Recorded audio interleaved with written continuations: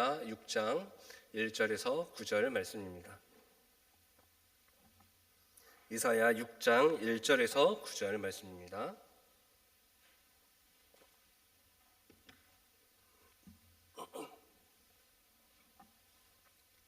제가 한 절, 여러분 한 절, 9절은 함께 봉독하도록 하겠습니다.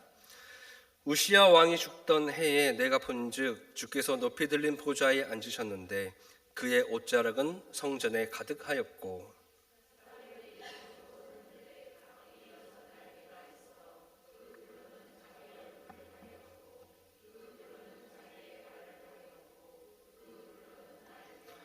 서로 불러 이르되 거룩하다 거룩하다 거룩하다 만군의 여호와여 그의 영광이 온 땅에 충만하도다 하더라.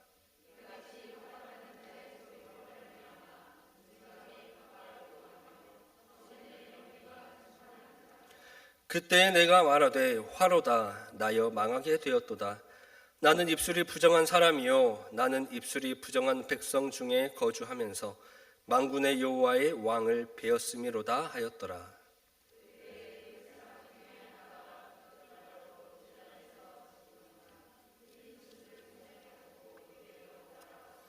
그것을 내 입술에 대며 이르되 보라 이것이 내 입에 닿았으니 내 악이 제하여졌고 내 죄가 사하여졌느니라 하더라.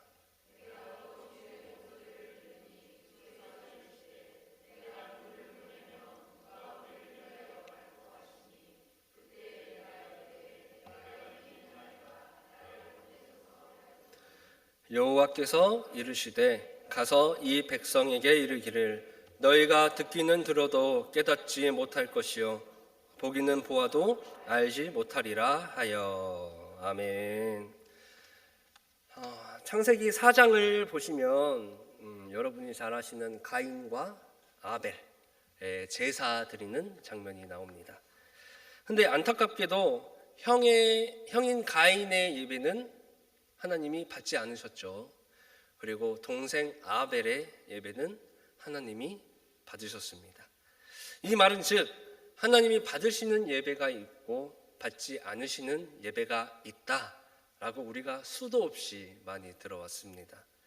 이 가인과 아벨의 제사와 관련하여 히브리서 11장 4절에서 이렇게 말씀합니다. 믿음으로 아벨은 가인보다 더 나은 제사를 하나님께 드렸다라고 말씀을 하고 있어요. 이 아벨의 제사와 히브리서 11장 4절의 말씀을 합쳐보면 이런 말씀이죠. 믿음 있는 예배를 하나님께서 받으신다. 반대로 믿음 없는 예배는 하나님께서 받지 않으신다라는 걸 우리가 알 수 있습니다. 예배를 드릴 때 하나님께서 기쁘시게 받으실 만한 그 믿음의 예배를 드려야 하나님께서 예배를 흠양하시고 또 그 예배를 통하여 은혜와 복을 우리에게 주시는 거예요. 오늘 본문 말씀에서 이사야는 왕 되시는 하나님을, 주님을 만나게 돼요. 오늘 주신 말씀을 통하여 우리의 예배가 어떻게 살아나야 하는지, 그리고 예배 속에서 어떤 변화가 일어나야 하는지 오늘 말씀을 통해서 함께 말씀을 듣도록 하겠습니다. 첫 번째로 바른 예배. 바른 예배가 뭘까요, 여러분? 바른 예배. 바른 예배는 하나님을 만나는 게 바른 예배예요. 하나님을 만나는 예배. 1절에서 4절 말씀을 보시면 이제 이사야가 환상을 보고 또 천사들의 소리를 듣게 되죠. 보시면은 이사야가 성전에 머물러 있을 때 환상 중에 높이 들린 보좌에 앉으신 거룩하신 만군의 여호와 하나님의 모습을 보게 되고 또 6 날개를 가진 스랍들, 여기서 스랍은 천사들입니다. 천사들을 만나게 되죠. 그 천사들이, 스랍들이 하나님을 모시고 그 하나님의 거룩하심을 찬양하는 소리를 듣게 돼요. 이 장면으로 우리가 예배를 드리는 데 있어서 예배의 중요한 본질이 무엇인가, 이것을 우리가 말씀을 통하여 볼 수 있다는 겁니다. 그게 뭐냐면 예배는 하나님을 보는 시간이다. 하나님을 만나는 시간이다 라는 거예요. 예배 드릴 때 중요한 부분이 되게 많죠. 의자도 있어야 되고, 또 이렇게 마이크도 있어야 되고, 또 뒤에 보이는 화면도 있어야 되고, 또 사운드도 중요하고 찬양도 중요하고, 설교자가 말씀을 전하는 능력, 이런 것도 중요합니다. 근데 오늘 말씀을 통해서 진짜 중요한 예배의 본질이라는 것은 그 예배를 통하여 하나님을 만나는가 만나지 못하는가, 이게 예배의 본질이다라는 거예요. 프로그램이나 형식보다 하나님을 인식하고 하나님께 집중하는 일이 이 예배의 핵심이다라는 거예요. 이사야가 하나님을 보았을 때 어떤 일이 일어났습니까?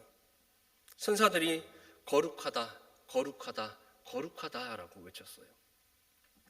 문지방은 흔들렸고 성전에는 연기가 자욱했어요. 이사야는 그 환상을 통해서, 그 일을 통해서 거룩하신 하나님의 압도적인 그 거룩함 앞에 서 있었다라는 겁니다. 참된 예배는 이런 자리예요. 예배가 살아나야 한다라고 우리 기독교인들이 많이 외치죠. 근데 외치기만 할 뿐인 것 같아요. 대체 몇 년이 흘러야, 몇십 년이 흘러야 예배가 회복이 되는 걸까요? 예배가 살아나지 않는 이유는 무엇일까요? 그 이유는 간단합니다. 예배의 본질을 잊어버렸기 때문이에요. 여러분은 예배를 드리면서 하나님을 만나고 있습니까? 예배는 좋은 프로그램이나 좋은 장비들을 경험하는 자리가 아닙니다. 그리고 단순하게 목회자의 말을 듣는 자리가 아니죠. 예배를 통하여 하나님을 바라보고 하나님을 만나고 하나님의 임재를 경험하는 자리가 예배의 자리예요. 예배당이 화려하다고 해서, 찬양이 웅장하다고 해서, 예배의 형식이 완벽해도 그 안에서 하나님을 만나지 못하면 그것은 생명력을 잃어버린 껍데기일 뿐인 예배에 불과하다라는 겁니다. 하지만 피아노가 없어도, 마이크가 없어도, 이 예배당이 없어도, 비록 산에서 그냥 돗자리 깔고 예배를 드린다 할지라도 그 안에서 하나님을 만나는 예배를 드린다면 그 예배를 하나님은 기쁘시게 받으시고 하나님을 만나는 자리가 된다라는 거죠. 여러분은 예배 드리러 올 때 어떤 기대를 가지고 오십니까? 정말 예배를 통하여 하나님께 감사와 영광을 올려드리고 있습니까? 예배를 통하여. 아니면은 그저 강당에 있는 목회자의 말을 듣기 위해서 오는 겁니까? 여러분의 예배 앞에는 그 하나님의 압도적인 거룩함이 있습니까? 예배가 살아나려면 먼저 하나님이 누군지 정확하게 인지하고 인식을 하고 있어야 합니다. 그분 앞에서 우리는 어떤 존재인지 선명해져야 돼요. 하나님을 알고 나를 알아야 돼요. 그래야 하나님 앞에 우리가 온전한 예배를 드릴 수가 있어요. 이사야는 하나님의 거룩하신 그 거룩함 앞에서 자기 자신이 얼마나 부족한 존재인지, 얼마나 나약한 존재인지, 얼마나 죄악에 물든 존재인지 깨달았어요. 즉 하나님을 만나면, 그 거룩하신 하나님을 예배 중에 내가 진짜로 만난다면 나를 볼 수 있다는 거예요. 객관적으로 나 자신을 다시 한번 되돌아볼 수 있다는 겁니다. 그러면 나 자신을 되돌아봤을 때 어떻게 되겠습니까? 하나님 앞에 엎어지는 거예요. 즉 회개하는 겁니다. 그래서 이어서 두 번째로 바른 예배는 회개로 통한다라는 거예요. 회개로 통한다. 5절에서 이사야는 하나님 앞에서 이렇게 외칩니다. 화로다 나로 망하게 하였도다, 망하게 되었도다라고 이렇게 말을 합니다. 왜 이렇게 말을 했을까요? 그 거룩하신 하나님을 만났어요. 자기 자신이 보인 거죠. 5절에 이어서 보면 이렇게 말을 하죠. 나는 입술이 부정한 사람이고 나는 입술이 부정한 백성들 가운데 거하면서 만군의 여호와이신 왕이신 하나님을 보았기 때문이다 라고 말을 하고 있습니다. 그러니까 하나님의 압도적인 그 거룩하심 앞에서 자신의 죄가 낱낱이 드러난 거예요. 그래서 하나님을 만나면 반드시 회개가 일어납니다. 회개가. 하나님의 거룩하신 그 빛이 우리를 비출 때 우리 안에 있는 죄가 드러나게 되고 더러움이 드러나게 된다라는 거예요. 그래서 하나님의 거룩하심 앞에서 나 자신을 바라볼 때 우리는 눈물의 회개를 할 수 있다라는 겁니다. 내 죄가 드러날까 봐, 나의 그 더러움이 드러날까 봐 많은 사람들이 도망 다니죠. 저도 목회자가 되기 전에 뭔 죄를 지었다고 말은 못하겠지만 하나님이 싫어하시는 이런저런 막 일들, 생각들, 내뱉는 말들, 행동들, 하지만 하나님 앞에서 고백한다라고 말은 하지만 도망쳐요. 이게 하나님 앞에서 밝혀지는 게 싫어요. 하나님은 모든 것을 다 알고 계시기 때문에 언제나 진실된 회개를 해야 된다라는 걸 알고 있지만 그게 밝혀지기가 싫은 거예요. 하나님 앞에 고백하기가 싫은 거예요. 도망 다녀요. 많은 그리스도인들이 이렇게 하나님 앞에서 도망을 다닙니다. 아담과 하와도 그 선악과를 따먹고 하나님의 말씀에 반역했을 때, 거역했을 때 도망 다녔잖아요. 숨었잖아요. 근데 하나님께서 하나님의 그 거룩하신 빛이 우리를 비출 때 내 죄가 드러나지만 그 비추심으로 인해서 그때 은혜의 시작이 되는 것입니다. 6절을 보시면 스랍 중에 하나가, 천사 중에 하나가 부젓가락으로 제단에 있는 숯을 가지고 이사야의 입술에 댑니다. 그러면서 7절을 보시면 이것이 너의 입에 닿았으니 너의 악이 제하여졌고 내 죄가 사하여졌느니라 라고 이사야에게 말을 하죠. 이게 너의 입술에 닿았더니 너의 죄가 사해졌다. 너의 악이 제하여졌다. 이게 무슨 말입니까? 이게 예배의 또 다른 본질이에요. 처음에 말씀드렸던 예배는 하나님을 만나는 시간이다. 그리고 하나님의 빛이 우리를 비추심으로 죄가 드러나게 된다라고 했어요. 하지만 그것은 정죄가 아니라 용서와 사랑이 임하는 자리다라는 거죠. 그래서 예배 중에 진정 우리가 회개할 때 하나님은 사랑과 용서를 우리에게 베푸신다라는 겁니다. 그래서 이사야가 하나님을 배웠을 때 그 악이 다 죄하여졌고 죄를 사함받을 수 있었던 거죠. 그러므로 우리가 예배 드릴 때는 나 자신을 숨기지 않았으면 좋겠어요. 예배는 하나님 앞에서 벌거벗는 시간이거든요. 왜? 하나님이 이 가운데 임재하시기 때문에 그 하나님을 만나고 싶다면 내가 먼저 벌거벗어야 돼요. 그래서 예배는 하나님 앞에서 벌거벗는 시간입니다. 그와 동시에 벌거벗겨진 우리를 하나님께서 씻으시는 거룩하신 시간이에요. 예배 중에 진정한 우리가 회개할 때 하나님은 사랑과 용서를 베푸신다라는 거예요. 그래서 예배는 숨기는 시간이 아니고 하나님 앞에서 벌거벗는 시간이고 우리가 다시 새롭게 되는 시간입니다. 그러므로 예배 드릴 때는 하나님 앞에서 모든 것을 다 내려놓으시길 소망합니다. 하나님께서 이사야에게 말씀하셨던 것처럼 오늘날 우리에게도 하나님을 성경을 통하여 우리에게 말씀을 하고 계셔요. 내 죄가 사하여졌느니라 라고 말씀하십니다. 그래서 예배는 죄책감으로 끝나는 시간이 아니라 하나님의 사랑과 용서로 새롭게 우리가 다시 세워지는 시간이다라는 것입니다.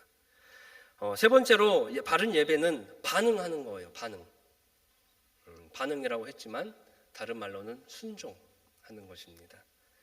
예배를 통하여 하나님을 만나고 하나님의 빛이 우리를 비추고 우리의 죄가 드러나게 되면 회개한다 했죠.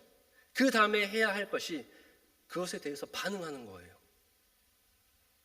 이사야가 회개하고 용서를 받은 뒤에 하나님께서 이렇게 말씀하셨어요. 8절 말씀을 한번 보시면 내가 누구를 보내며 누가 우리를 위하여 갈고 이것에 대해서 이사야는 이렇게 말을 합니다. 내가 여기 있나이다. 나를 보내소서라고 말을 합니다. 반응하는 거예요. 하나님을 만나고 내 죄가 드러나고 회개하고 하나님이 부르실 때 그 말씀에 응답한 겁니다. 반응한 겁니다. 순종한 거예요. 그래서 예배의 완성은 아멘이에요. 순종이에요. 반응이에요. 말씀을 듣고 순종하고 반응하는 것, 결단하는 것, 헌신하는 것, 그리고 그리스도인답게 살아가는 것. 이사야는 단순히 감동만 받은 것이 아니라 반응함으로 그의 삶이 완전히 바뀌었어요. 제가 여기 있습니다. 제가 가겠습니다. 하나님의 사람으로 다시 일어나겠습니다. 결단하면서 반응했다라는 거예요. 예배는 말씀을 받고 믿음으로 아멘하는, 반응하는 자리입니다. 그냥 말씀만 듣고 끝나버리는 자리가 아니다라는 거예요. 여러분의 예배는 반응하는 자리입니까? 아멘하는 자리입니까? 결단하는 자리입니까? 예배가 아멘도 없고 반응도 없는 습관이 되어버리면 안 돼요. 즉 형식적인 예배가 되어버리면 안 된다라는 겁니다. 예배를 통하여 우리의 삶이 반드시 어떤 반응이 일어나야 돼요. 예배 후에 우리가 주님 제가 여기 있습니다 라고 고백할 때 우리는 진짜 예배를 드린 것입니다. 오늘 이사야가 경험한 예배는 첫 번째로 하나님을 만나는 예배였고, 두 번째로 하나님을 만나서 그 죄가 드러나고 사랑과 용서가 임하는 자리였고 예배였고, 세 번째는 그 말씀을 받고 믿음으로 반응하고 아멘하고 순종하는 자리였다라는 겁니다. 이 세 가지의 예배를 우리가 드릴 때 예배는 단순히 종교적인 행위를 넘어서 예배를 통하여 우리의 삶이 뒤집히고 우리의 삶이 변화되는 능력이 됩니다. 그래서 오늘 이 자리에서 우리가 드리는 모든 예배가, 그리고 앞으로 여러분이 드리는 모든 예배가 그냥 일상이 아니라, 그냥 형식이 아니라 살아계신 하나님을 만나는 그 변화의 시간이 되는 예배의 시간이 되시기를 축원드립니다. 기도하겠습니다. 사랑과 은혜가 풍성하신 하나님 아버지,